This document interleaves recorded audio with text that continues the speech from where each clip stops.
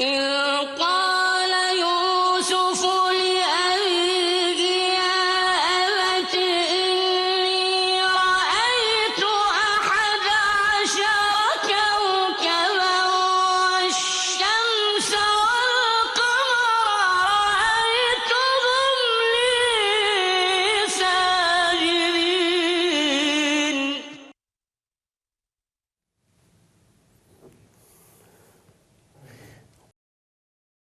In the name of God, and prayers and peace be upon the messenger of God, Joseph, peace be upon him, went through all the details of the final ordeal, starting with the ruler's wife seducing him and closing the doors, then her running after him towards the exit where they found the master at the door, then the arbitration and the ruler's ruling that he was acquitted.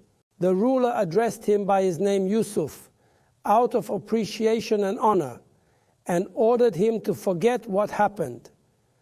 The Quranic context then shifts to another plight, which is the news being leaked to the women of the first class of princes and gentlemen. And here the Quran gives us an idea of the prevailing social pattern. The women criticized the ruler's wife for her attachment to a servant owned by her in the palace, and they denied that her servant filled her heart with love. Some women in the city said, "The governor's wife is trying to seduce her servant. She is deeply in love with him. We see that she is clearly lost." Some scholars said about the meaning of this verse that the women denounced the ruler's wife for violating the common custom, for if she wanted to satisfy her desires, and she had to, let her be with one of the nobles in the palace and not with her servant. Some of them said that the women knew the high status of the ruler's wife, so she could not have been in love with her servant, except for something unusual about this servant. So the women wanted to spread the word about her matter in order to show them her servant as a kind of reaction. In general, Quranic stories talk about the nature of human beings, their inclinations and motives, and point out their mistakes and how to confront them, and the importance of values in showing the paths to guidance and avoiding immorality. Quranic stories are generally realistic and deal with human nature in all its situations because their origin is God, the creator of humans and all-knowing of their conditions. The news of the women and their conversation reached the ruler's wife according to what is depicted in the following verse. And when she heard of their gossip, she invited them and prepared a banquet for them and gave each of them a knife. And she said, "Come out before them." And when they saw him, they marveled at him, and they cut their hands and said, "Good God, this is not a human. This must be a precious angel." So when the ruler's wife heard about these women's plot and their criticism of her, she was also skilled in deception, planning, and cunning. So she invited them to a feast in the palace and prepared a luxurious reception for them. The verses describe to us the nature of the luxurious life that the royal families and noble classes were living at that stage. The ruler's woman served plates of fruit to the women guests and gave each one a knife to cut the fruit.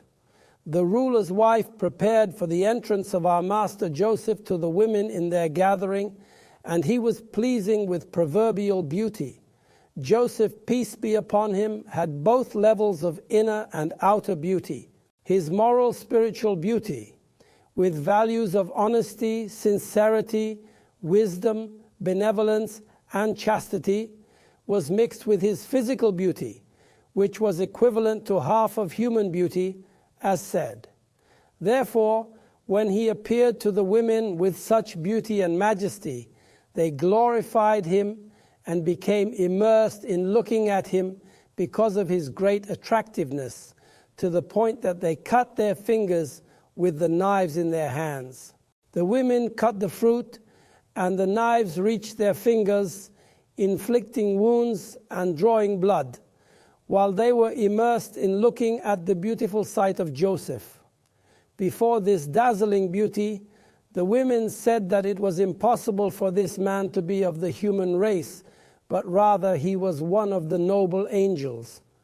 This is another indication of the existence of religious terminology in society, as angels are unseen creatures, and identifying them is a religious matter.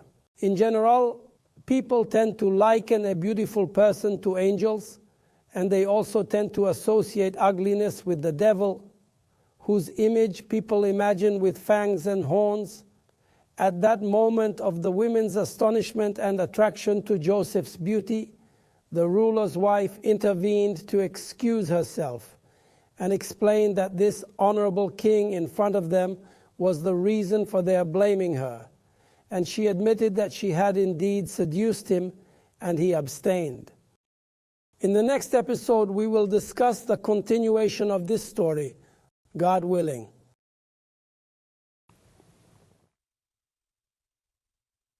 إذ قال